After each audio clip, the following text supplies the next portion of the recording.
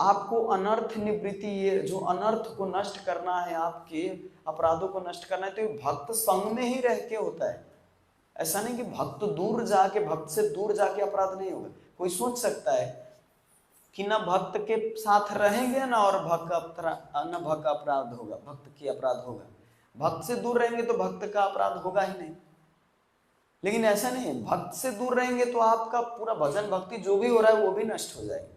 जो चलेगा वो उसी को ठेस लगेगा ना पैर में, और फिर वो सीखेगा भी। जब पैर में चोट लगेगा तो वो समझेगा कि अरे हमको ध्यान से चलना है ना। जो जिसको चोट लगता है पैर में तो उसको समझ आती है, अरे ध्यान से नहीं चलेंगे तो फिर ऐसे चोट लगेगा।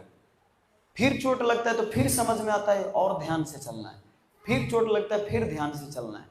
तो बार बार ये माइंड में ऐसा चलता है, और उसको सुधार होते होते वो इतना अच्छा हो जाता है कि चलते चलते मतलब कभी भी उसको ठेस नहीं लगता है ना। जो साइकिल चलाता है वो शुरू में गिरता है, फिर साइकिल चलाता है, फिर गिरता है, फिर साइकिल चलाता है, फिर बाद में देखिए हैंडल छोड़ के चलाता है वो।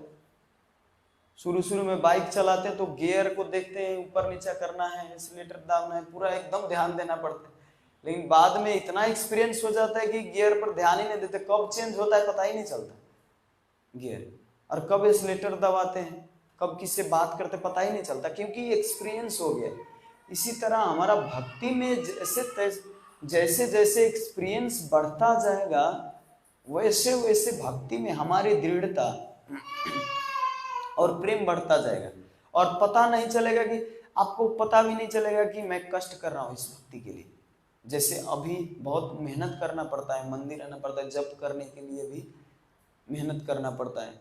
सबसे बड़ा मेहनत अभी हमारा जप ही है। जप करने में इतना मेहनत, जितना एक प्रभु जी तो करते, प्रभु जी हमसे सारा काम करवा लीजिए, जप मत करवाइए।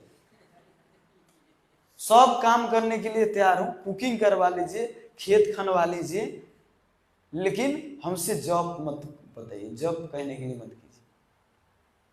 वो प्रभु जी बाद में जाके बोले ठीक है जप मत कीजिए, सेवा आप कीजिए।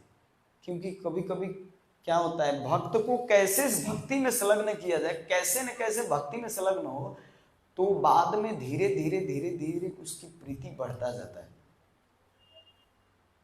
और वो अभी 16 माला जप करते हैं, जयप्रकाश स्वामी महाराज से दीक्षा लेके अभी अमेरिका रहे हैं, प्रचार बहुत करते हैं। प्रभु जी ऐसे पहले शुरू में कहते थे कि हमको जप करने के लिए बोलिए ही मत, सुनना नहीं चाहता ये जप के बारे में। अभी भी एक प्रभु जी है, वो भी कहते हैं हमसे, प्रभु जी जप में हमारा स्वतः इच्छा आता ही नहीं है जप करने के लिए, ये नाम जप करने के लिए हमको स्वतः इच्छा नहीं आता। जिस दिन से स्वतः ही इच्छा आएगा उस दिन से जप करेंगे। तो भक्त लोग बोले ठीक है आप सेवा कीजिए, और वास्तव में सेवा उन्मुखी जीवा दो, सेवा से ही सारी भक्ति प्राप्त होती है। लेकिन शुरू में क्या होता है, सब कुछ बैलेंस करना पड़ता है।